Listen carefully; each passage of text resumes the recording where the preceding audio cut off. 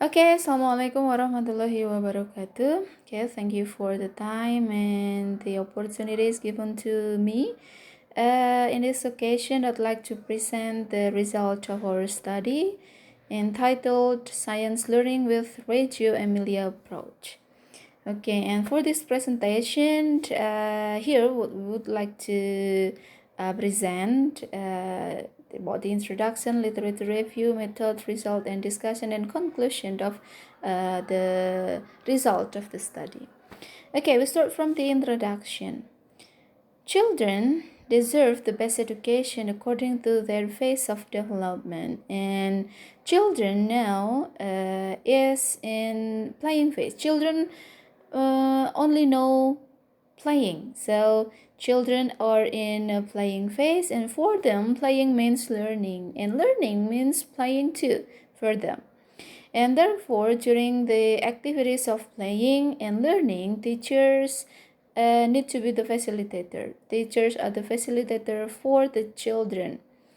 And playing for early childhood students or preschool students is a means to connect the real things to the children's imagination.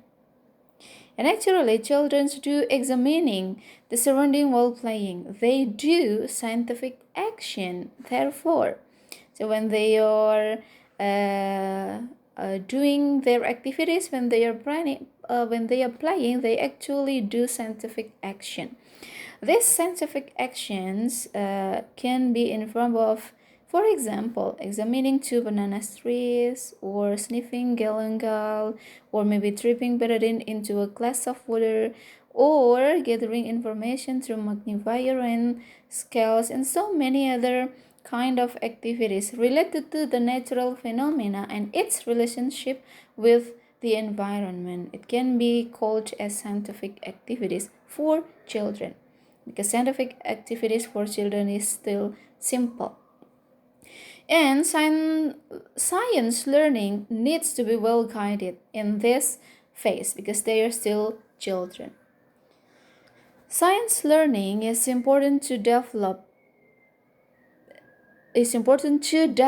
children's cognitive skills, children's affective skill, psychomotor, thinking process, and creativity, actualization and readiness, and as well as the religious aspect of the student. To conduct the science learning, there are some approach and method, and one of them is Reggio Emilia approach, or it's usually called as REA. REA is one of the best methods to teach science, especially for early childhood students. REA or Reggio Emilia approach itself is founded by Loris Malaguzzi and parents around the place around Reggio Emilia. It's a student-centered and constructivist, self-guided in relation to environment approach of teaching and learning process. It is designed specifically for preschool students, and it focuses on project.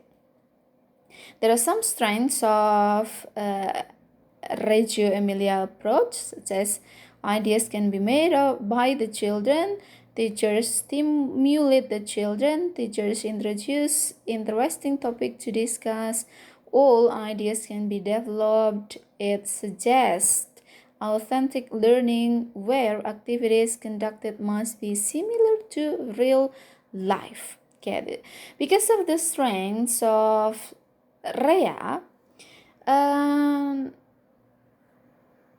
REA is important to apply when conducting science learning, especially in preschool.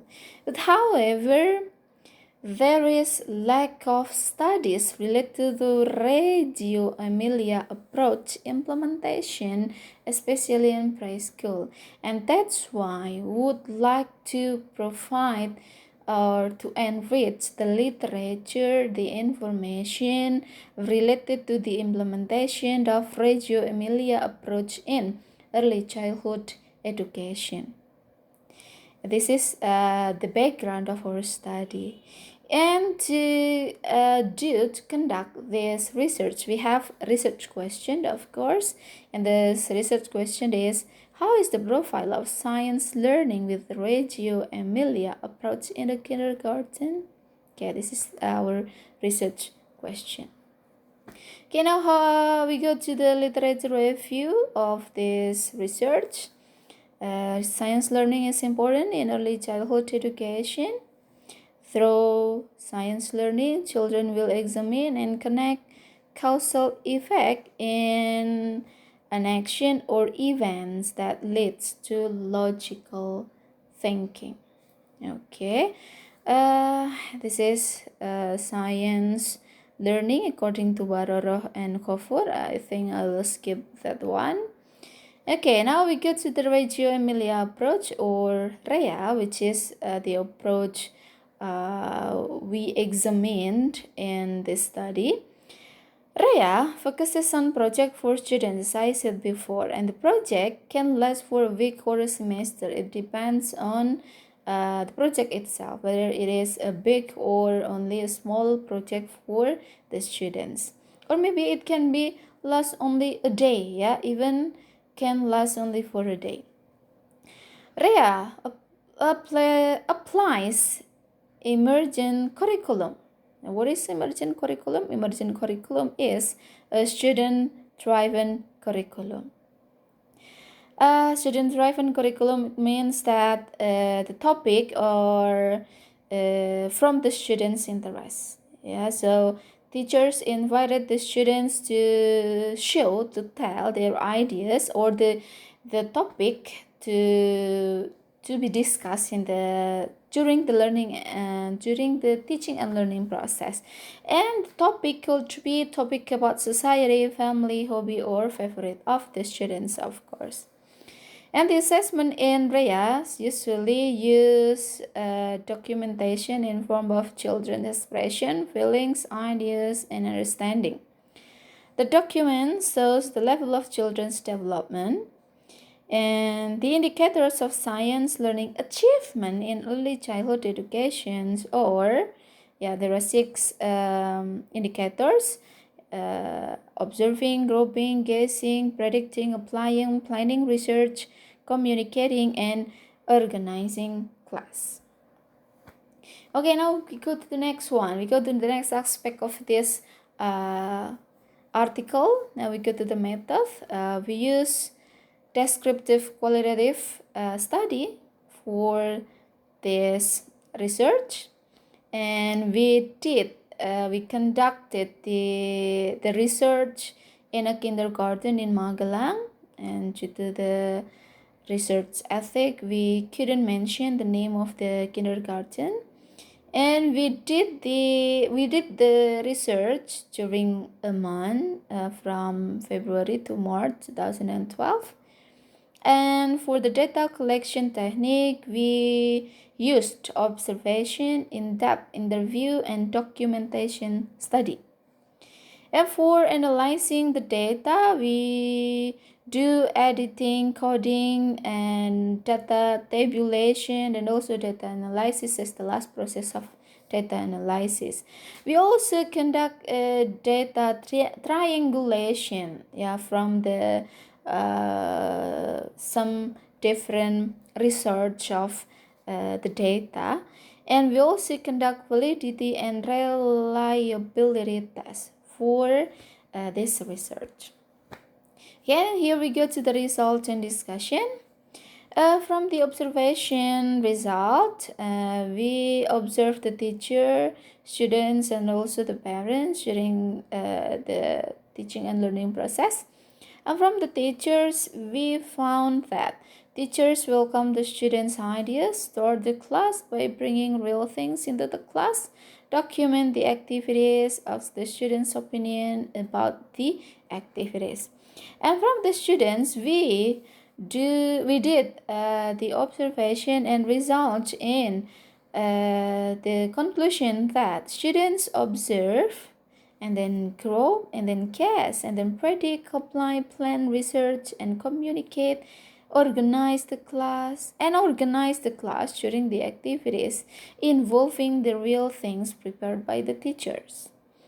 And from the observation from the parents, we found that the parents, indirectly support the school's curriculum, but less involved in the practice.